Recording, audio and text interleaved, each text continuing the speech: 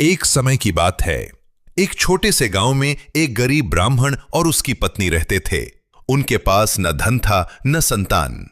जीवन में बस दुख ही दुख था। हर दिन वे एक ही प्रार्थना करते, हे भगवान शिव, हमारी जिंदगी में भी खुशियां भर दीजिए। ब्राह्मण की पत्नी हर सोमवार को व्रत रखती, भूखी प्यासी रहकर पूरे मन से शिव जी की पूजा करती। वह बेलपत्र चढ़ाती, दीप जलाती और आंसुओं के साथ कहती, प्रभु हमें एक संतान दे दीजिए। भक्ति की परीक्षा एक दिन गांव में एक साधु आया। वह दरअसल स्वयं भगवान शिव थे जो उनकी भक्ति की परीक्षा लेने आए थे। साधु ने ब्राह्मण से भोजन मांगा। घर में कुछ भी नहीं था। फिर भी ब्राह्मण की पत्नी ने अपने हिस्से का भोजन साधु को दे दिया और खुद भूखी रह गई। साधु बहुत प्रसन्न हुए। उन्होंने कहा, तुम्हारी भक्ति सच्ची है, तुम्हें शीघ्र ही संतान प्राप्त होगी। खुशियों का आगमन कुछ समय बाद उनके घर एक सुंदर पुत्र का जन्म हुआ। घर में खुशियां छा गईं। दोनों पति पत्नी भगवान का धन्यवाद करने लगे।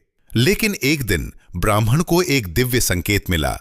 उसका पुत्र केवल 16 वर्ष तक ही जीवित रहेगा। यह सुनकर उनका दिल टूट गया।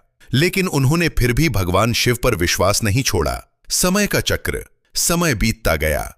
लड़का बड़ा होकर बहुत ही बुद्धिमान और दयालु बन गया। जैसे जैसे वह 16 वर्ष का होने लगा, माता पिता की चिंता बढ़ती गई। लेकिन उसकी मां अब भी हर सोमवार को व्रत रखती और कहती, मेरे शिवजी सब ठीक करेंगे। संकट की घड़ी एक दिन वही हुआ जिसका डर था। लड़का अचानक बीमार पड़ा और उसकी मृत्यु हो गई। घर में मातम छा गया। मां रो रो कर बेहोश हो गई। वह शिवलिंग के सामने जाकर गिर पड़ी और बोली, हे शिवजी, मैंने पूरी श्रद्धा से आपका व्रत किया।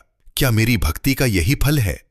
चमत्कार उसकी सच्ची पुकार सुनकर अचानक वहां तेज प्रकाश हुआ और सामने प्रकट हुए भगवान शिव और माता पार्वती।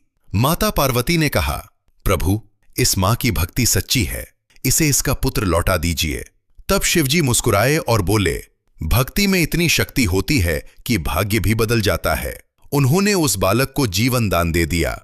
सुखद अंत कुछ ही क्षणों में वह मृत बालक फिर से जीवित हो गया। मां की आंखों से खुशी के आंसू बहने लगे। पूरा गांव इस चमत्कार को देखकर हैरान रह गया। ब्राह्मण परिवार ने जीवन भर हर सोमवार व्रत रखा और सुख शांति से रहने लगे।